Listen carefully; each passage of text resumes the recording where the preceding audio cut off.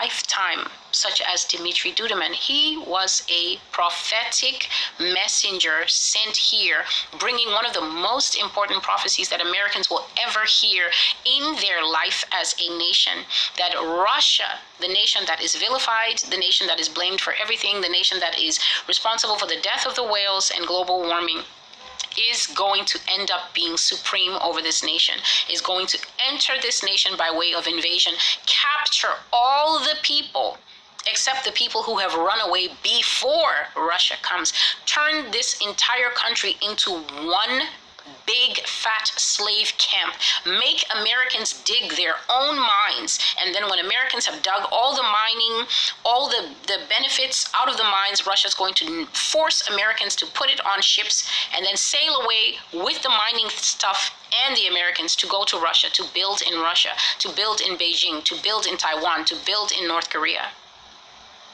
One of the most important prophecies. Dimitri Dudum didn't say all that. I'm the one who's saying all that because these are the details, the fleshing out. That's the ministry God has given me. God will point to something in the Bible, like the nasty sword that will come upon the people who take the mark of the beast in the final time. And then God will give me a dream about it, and then he will flesh out that ancient prophecy by giving me the modern details of what will happen. And then people will come here and say, it's just a lie, or she just copies prophecy. Copies prophecy.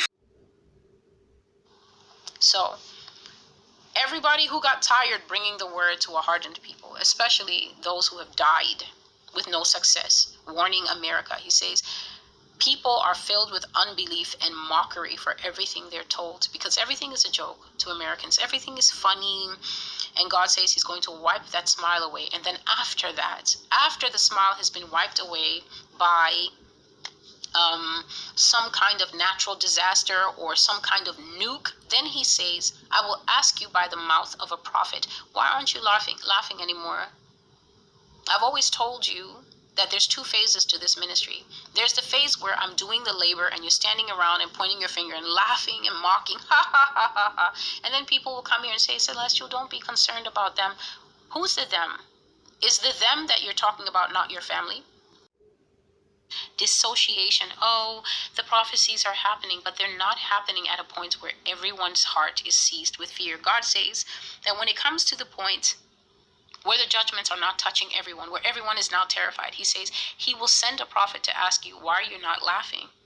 Why aren't you mocking? Why aren't you loud-mouthed? Why aren't you making reaction videos anymore? He says, why don't you debunk what I say anymore, America?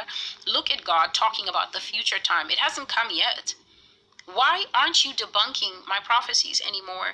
Why don't your prophetic messengers prophesy good to you? How can you prophesy good when the Great Lakes region is flooded? Everybody's body is floating there.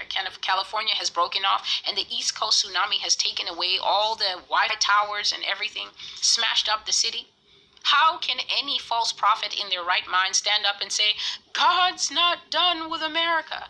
I told you the time will come in this nation where anyone who opens their mouth to lie on God, it is the people who will fall upon that person like a savage and beats the living daylights out of them. A lot of people who want to lie on God right now, they have big platforms. A lot of people follow them. They get 100,000 views on every lie that they tell. God told me this, God told me that. And that is the situation for now. In the future, no one will raise up their voice to say the Lord told me anything, because should that thing not be confirmed in the hearts of broken, weary, and suffering people as true by the Holy Spirit, the people will fall upon them and do to you exactly what they used to do to people in the Old Testament.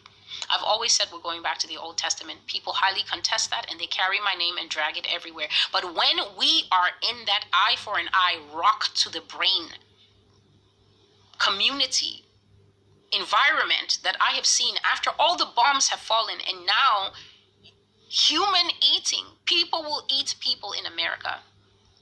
I prophesied that. The land of mystery Babylon, God said they will eat each other, and I will not even let them go mad. He said, I will not even let them go mad whereby they can pretend in their mind it's just meat. He says, no, you will know it's your son that you're eating. You will know that it's your wife that you are eating. I will leave you in your right mind to let you know that you have fallen to the level of those who eat human flesh. They're eating human flesh for sport now, but they will eat human flesh to survive in the future. And as long as there's a way for me to come and say that the prophecy of the Lord has fulfilled, that there are creatures running the streets, that people are having their throats torn out, as you will hear in this prophecy, I will surely come back, and I will be that mouth asking you, why isn't it funny now? And where are the reaction videos now? So let us continue. God said